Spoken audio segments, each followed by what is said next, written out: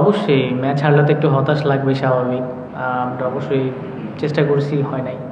রানটা তো বেশি, মানে 160 মতো খুব বেশি রান বেশি ছিল না, কোন জায়গায় যে ল্যাকিংস মনে হচ্ছে আপনাদের ব্যাটিংয়ে?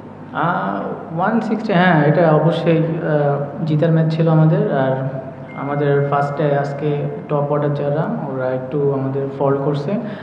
ওরা যদিও প্রত্যেক ম্যাচ ভালো করছে, একটা ম্যাচ হতেই পারে খারাপ। নাইমের সাথে যখন একটা পার্টনারশিপ হলো, তখন কি মনে হচ্ছিল কিনা যে ফিল্ড এন্ড থাকতে বলে ম্যাচটা ব্যাট করে ফেলতে পারবেন? পারপাসটা কি ছিল আপনার? আমি যতক্ষণ মাঠে ছিলাম আমার কাছে কনফিডেন্টলি ছিল যে আমি যতক্ষণ থাকবো ম্যাচ আমাদের ফরেই থাকবে। আজকে অনেকগুলো ক্যাচ ও ফিল্ডিং মিলতে পারে, শিশিরের জন্য হচ্ছে কিনা? না, এগুলা হতেই পারে, ফিল্ডিং এটা মাঝে মধ্যে হয়, এটা তো আর সবসময় হয় নাই। গত ম্যাচের প্রেক্ষাপটে একটু আসতে চাই যে গ্র্যান্ড ক্লার্কের যে সেঞ্চুরিটা ছিল, ওটার পরে অবভিয়াসলি তার উপরে হয়তো বা হঠাৎ করে অনেক বেশি স্পটলাইটটা চলে এসেছে। ওভারঅল ব্যাটিং পারফরমেন্স নিয়ে আপনার কি মতামত? বিকজ টিম আজকের ম্যাচের আগ পর্যন্ত ভালো করছিল, 200+ স্কোরস ইন 3 কনসিকিউটিভ ম্যাচেস।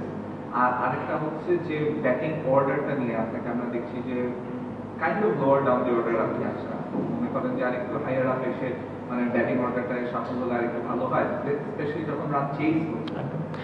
আসলে আমি ব্যাটিং অর্ডার বলতে আমি সবসময় রেডি থাকি, আর পার্সোনালি আমার কোনো প্রবলেম হয় না, আমাকে যেখানেই নামায় আমি সবসময় রেডি থাকি, সব জায়গার জন্য রেডি থাকি। আর ক্লার্কের কথা যেটা বললেন, সে অনেক ভালো ব্যাটিং করেছে, লাস্ট ম্যাচে অনেক এক্সট্রাঅর্ডিনারি ব্যাটিং করেছে, এটা অবশ্যই সবার দেখতে অনেক ভালো লেগেছে। আর প্রত্যেক দিন তো আর সবার যায় না, সো থ্যাংক ইউ।